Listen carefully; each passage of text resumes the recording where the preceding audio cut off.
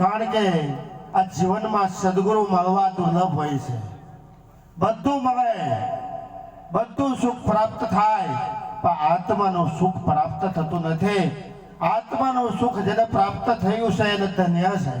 માટે જીવનમાં ભૌતિક સુખ પ્રાપ્ત થશે, આ તનનું અને ધનનું સુખ પ્રાપ્ત થશે, પણ ખરું સુખ એ આત્માનું સુખ છે.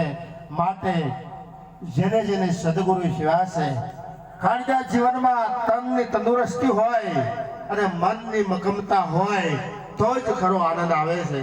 અને આનંદ એ પરમાત્માનું સ્વરૂપ છે. માટે હજી આપણે અનુભવી સંતોને સાંભળવાના છે. કારણ કે જે સમજુ પુરુષ હોય એ તો થોડામાં ઘણું સમજી લે, એટલે શબ્દનો લાભ લેવાનો હોય છે. માટે રાગ અને તાલ મૂકી રાગમાંથી જ્યારે વિરાગ પ્રગટ થશે અને તાલમાંથી જ્યારે શબ્દનો તોલ થશે ત્યારે જ આ જીવન પવિત્ર બનશે. માટે જ કહેવાયું છે કે શાસ્ત્રની શુદ્ધિ સિવાય અદ્વૈત જ્ઞાન પ્રાપ્ત થતું નથી. પવિત્ર જીવન બનાવ્યા સિવાય ઈશ્વરની ઓળખાણ થતી નથી.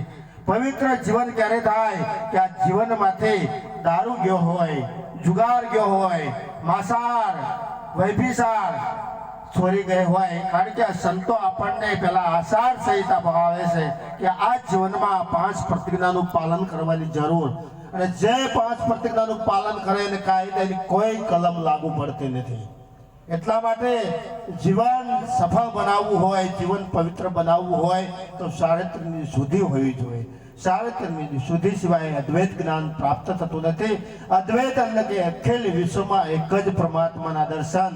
એટલા માટે કહેવાયું છે કે વિશ્વ આત્મા અખંડ સ્વરૂપ ખેસાતાણી ન કરો ભાઈ, એક જ્ઞાની પુરુષની સમદ્રષ્ટિ. અખિલ વિશ્વમાં એક જ પરમાત્મા છે, પણ એ પરમાત્મા ઘાટે પ્રગટ થાય એની બલિયારી છે. કારણ કે સંત મળે ને સંત છે સગુણ સ્વરૂપ છે અને એ સત છે.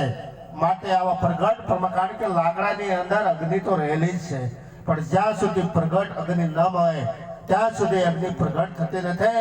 એમ આ ઘાટની અંદર અગાધ સ્વરૂપ પરમાત્મા રહેલ છે, પણ જ્યાં સુધી એવા પ્રગટ પરમાત્મા ન મળે, સદગુરુ ન મળે ત્યાં સુધી આ સ્વરૂપનું ભાન થતું નથી. માટે જેને જેને સ્વરૂપનું ભાન થયું એને કોટી વંદન છે. અને આ જીવનમાં કઈ ઓછા ન ઉતરવું. આ જીવન છે એ શ્રેષ્ઠ બને. આ જીવનમાં એવા ઉત્તમ કાર્યો થાય. કારણ કે જે શ્રેષ્ઠ કાર્ય કરે ને ભગવાનની માફક પૂજાય છે. લાલજી મહારાજે કીધું છે કે બેરિસ્ટરો, શિક્ષકો જન્મતા નથી, વકીલો જન્મતા નથી, એમ ભગવાન પણ જન્મતા નથી. એ થઈ શકાય છે પણ એવા ઉત્તમ કાર્ય કરી ત્યારે. માટે દેવારામ મહારાજે આવું સુગમ કાર્ય કર્યું છે. આવા સુગમ કાર્યથી આપણને પણ પ્રેરણા મળે છે. તો આ જીવન મળ્યું છે, આપણને સદગુરુ મળ્યા છે, આપણને ઠરવાનું ઠેકાણું મળ્યું છે. તો થોડામાં ઘણું માની ઉઠ જાગ મુસાફિર ભર ભયા. આપણને આવા બોલતા ચાલતા પ્રગટ પરમાત્મા આવ્યા છે. તો ઉઠો, જાગો અને ધ્યેય પ્રાપ્તિ સુધી મંડી હારો. બોલો સદગુરુ મહારાજની જય.